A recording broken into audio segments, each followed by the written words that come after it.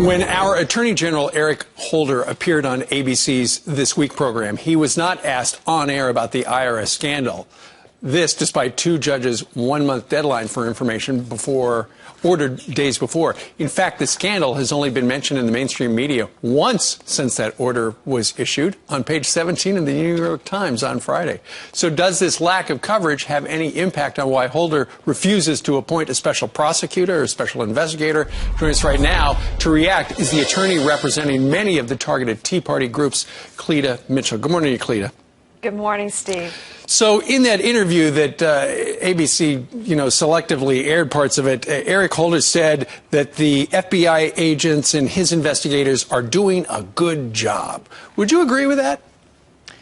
Well, it's hard to tell. I have talked to them. They called me the day that I submitted testimony to Congress in February, saying that the Department of Justice investigation was a sham. That afternoon, they called me. Oh, okay. And I have talked to them. I met with them. And when I say them, I mean two attorneys from the Department of Justice, Barbara Bosserman was one of them, and a couple of FBI agents and a couple of representatives from the Treasury Inspector General. And yet I have spoken with the lawyers for other clients. There are 3 lawsuits that have been filed against the IRS over the IRS targeting scandal.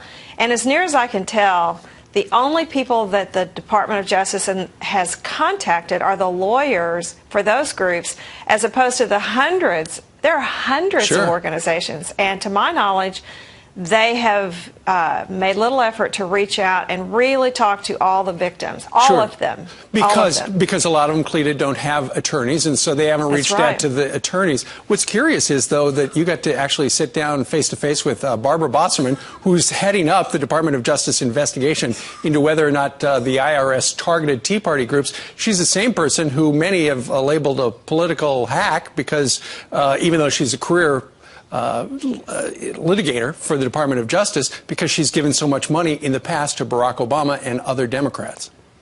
Well, it's very disturbing, and she did sit through my conversation with the department. And what was interesting to me is I mentioned one of the things I referenced was a phone call, conference call in February of 2012 after hundreds and hundreds of groups received these very onerous, oppressive, intrusive questionnaires from the IRS. In the case of True the Vote, it had 119 questions. And so there was a national conference call talking about that. And the only question she really asked during the whole interview was, well, did you have liberal groups on the phone with you? And I said, well, no. First of all, they didn't get those questionnaires, and secondly, this was a group of conservative Tea Party. This was the network of Tea Party groups. But the fact that she believed that liberal groups received those questionnaires was stunning to me, because they did not receive those. Only the conservative groups got those. So that makes it look like the person in charge of the investigation has no idea what she's talking about.